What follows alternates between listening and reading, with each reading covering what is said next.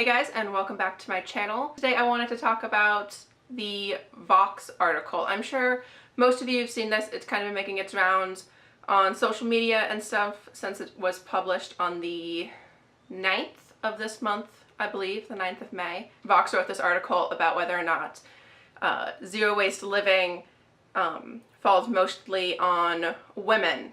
To me, it did seem like they already went in with, we have this idea that zero waste is heavily falling on women to complete, and we're going to find quotes and information that support that, and if it doesn't necessarily directly support that it falls to women to perpetuate, we're going to spin it so that it fits our agenda more. It definitely felt like one of those articles to me. It didn't seem like they were just interviewing zero wasters about their life and noticed this trend pattern.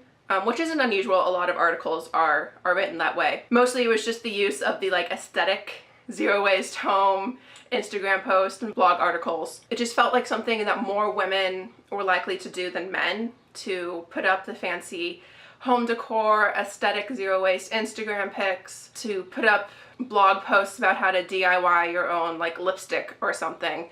And not to say that men don't wear lipstick, but it just, those are things that more likely than not a woman is going to notice the waste of versus a man. And even beyond that, that more well-off women in society are going to notice the waste than most men might put attention towards, or even less privileged women are going to put attention towards. I mean, let's face it, zero waste is a fairly privileged lifestyle. And along these lines, one of the things they mentioned, again, were all these zero waste influencers and stuff. And to me, that just felt like something that more women are likely to do, to be lifestyle influencers, because zero waste is a lifestyle. I haven't noticed a lot of men be lifestyle influencers. That could be just the differences in how men and women use social media. And one of the issues I had with the article was that if you look at what's marketed towards women, to me, it seems like a lot more wasteful products are marketed to women. I mean, you have makeup, you have fashion trends that change even multiple times a season. The really aesthetically pretty home decor stores, they're marketed directly to women, and therefore women, just with how marketing goes, are probably more likely to shop at these places and to notice the waste and the quality of the product and so on and so forth. And whether or not this is a bad thing or not, it's a fact. Most women are still the administrators of the home. They're still the ones that take care of the home, which really is just a whole issue unto itself. And putting aside all the issues within the article that I had, it feels to me that the article is trying to address a much bigger issue, which is still the inequality between household work between men and women. That women still do the majority of the household work, even if they do work a full-time job on top of it all. And that to me is a whole other issue. Take zero waste completely out of the equation, and this article would have been better, because zero waste is not the issue with this problem. That there is a fairly severe, sometimes, distinction between who does the work in the home. And therefore, it's only logical that if women are doing the most work in the home, of course, they're going to be the ones that notice a lot of things they can change to be zero waste. Sorry if it changed, my battery died. But you're not going to get a lot of men just naturally interested in something like zero waste until the equality of the work done in the home is more level. But they chose to put zero waste in there, and to me that just felt like nitpicking at a very popular lifestyle or community that is started now. And zero waste is mostly a millennial thing. There's absolutely some baby boomers and some people of different generations who live zero waste sustainable lifestyles and stuff like that. That's not what I'm saying. I'm just saying the majority of it, especially online, does seem to be a millennial concept. And that's probably the most annoying thing about this article to me, is it feels like a bunch of baby boomers writing an article, which I should actually check the age of the person who wrote it. That would be interesting to see, because it does feel like a bunch of baby boomers who are nitpicking at this millennial thing and pushing the idea of look how unfair it is. It's just putting more pressure on women to be perfect. Because the article did ignore a lot of things that I personally connect and I see connected to zero waste a lot on the internet. Things like minimalism and money not being the most important thing always, like in the sense of not working your life away at a job just so you can have a ton of money. And it feels to me that they willingly chose to ignore aspects that get paired up with zero waste to make zero waste living easier.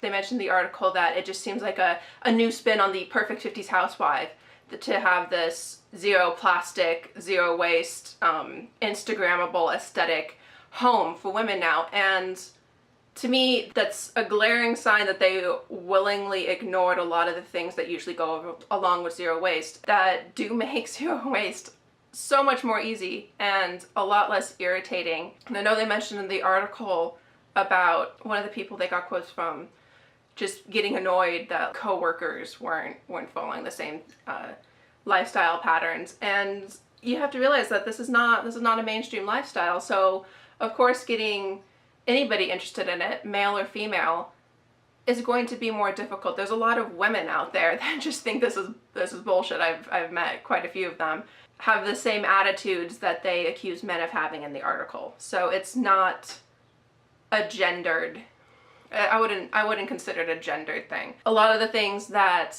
zero waste focuses on, like makeup and clothing and home decor and the things that we see the most waste in our daily lives, are still considered very feminine, and men get looked down upon for participating in these things. So again, it just stands to reason more women pay attention to it. And I'm not saying that these aren't issues we have to look at in our society and that should be fixed, just that they don't necessarily have anything to do with zero waste. And the article made it seem like they had everything to do with zero waste. I mean, and I would love to see more men in the zero waste movement. I think since it is an earth problem, it's a human problem, the more viewpoints you have coming into it, the better. And there are men who are into this. We are getting, in my area, our first bulk store, which is super exciting. And I've met the woman who's starting it and her husband, and they're wonderful people. And her husband seems just as into this as she is. Like, he goes to her pop-up shops with her. And they mentioned Wasteland Rebel. If you don't follow her on Instagram, or you haven't seen her blogs, they're great. But she does so much stuff with her boyfriend. Her boyfriend, from what I can tell, at least, because obviously I don't know them personally, he seems there. He seems just as interested, just as passionate about it as she does. And that's great. And they mentioned her in the article, but they really failed to mention that if you do pay attention to her Instagram and stuff, he's with her most of the time. Obviously it's her Instagram and her blog and stuff, so he's not always mentioned, but I see him on there a lot and he seems just as into it. And they really failed to mention that kind of thing in the article too. They mentioned one man, I'll put his name up on the screen because I don't actually follow him. I'll have to go check out his videos because I hadn't heard him. This is the first time I've heard of him. But he's the only man they mentioned in the entire thing. When, I mean, if you pay attention to some zero wasters, their boyfriends are right there with them.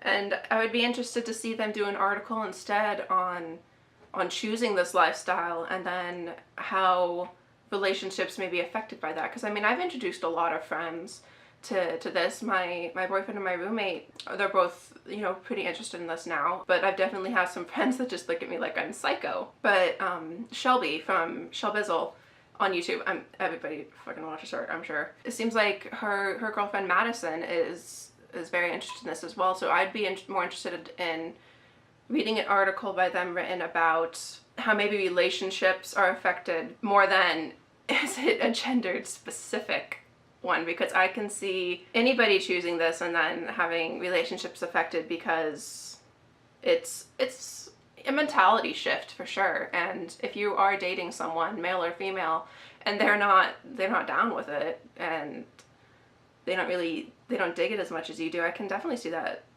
affecting the relationship, but not necessarily because of any kind of gender issue. So yeah, to me it was an okay article, but it did seem like they cherry-picked a lot of information to fit the agenda that they wanted to go into the article with. But I would love to hear you guys' opinion on that. I'm sure a lot of people have read it by now. Do you actually think that zero waste living has a gendered problem in it, or is it just that the gendered problem was there and zero waste happens to fit into a lot of those categories where we do have a still continuous distinction on the gender roles in our society? Because that's the whole thing, is that this article is pushing that zero waste just reinforces those traditional gender roles, when to me it does feel like those traditional gender roles never completely went away.